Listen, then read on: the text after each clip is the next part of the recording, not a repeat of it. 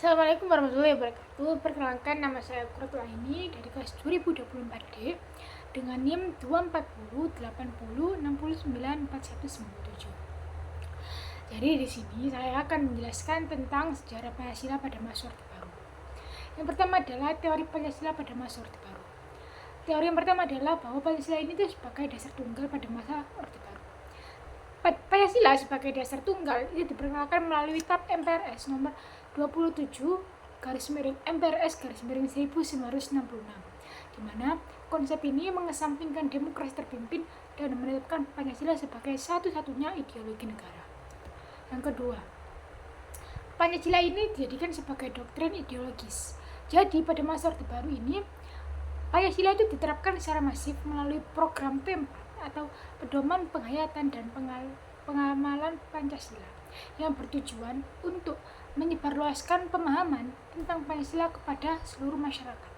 Biasanya P4 ini disebarluaskan melalui sekolah-sekolah pada zaman Orde Baru. Selanjutnya adalah Pancasila ini dijadikan sebagai alat politik. Jadi pada masa Orde Baru ini Pancasila dijadikan alat politik untuk membungkam kritik terhadap pemerintah.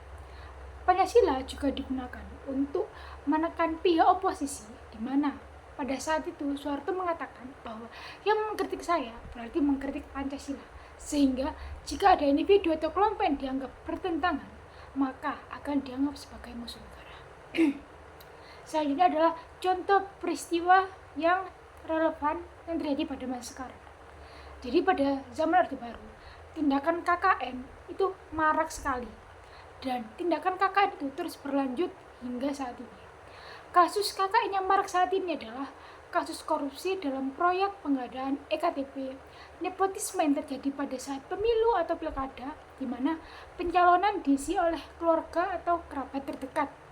Nah, hal itu membuat masyarakat takut akan timbulnya politik dinasti yang membuat masyarakat khawatir bahwa jabatan politik itu hanya bisa dikuasai oleh kelompok tertentu tanpa adanya regenerasi yang sehat. Korupsi, kolusi, dan nepotisme merupakan penyalahgunaan kekuasaan yang bertentangan dengan prinsip moral yang ada di Pancasila. KKN merupakan penyimpangan dari sila-sila yang ada di Pancasila. Pada sila yang pertama, yaitu ketuhanan yang Maha Esa. Tindakan KKN ini tidak sejalan dengan sila yang pertama, bahwa tidak ada agama yang mengajarkan tentang hal-hal yang merugikan diri sendiri dan orang lain. Dan tindakan KKN ini adalah tindakan yang merugikan diri sendiri dan orang lain, maka hal itu bertentangan dengan sila pertama. Pada sila kedua, yaitu kemanusiaan yang adil dan beradab.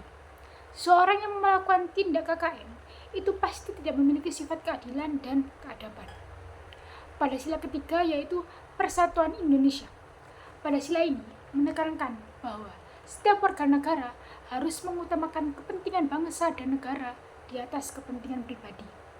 Dan tindakan KKN ini malah sebaliknya, yaitu mereka mengutamakan kepentingan pribadi yang merugikan warga negara, sehingga dapat memecah belah dan menurunkan tingkat kepercayaan masyarakat terhadap pemerintah. Pada sila keempat, yakni kerakyatannya dipimpin oleh hikmat kebijaksanaan dalam permusyawaratan perwakilan. Tindak KKN ini tidak mencerminkan sila tersebut karena tindak KKN ini merupakan penyalahgunaan kekuasaan, di mana keputusan yang diambil itu berdasarkan oleh keputusan pribadi atau kelompok yang tidak menguntungkan masyarakat luas.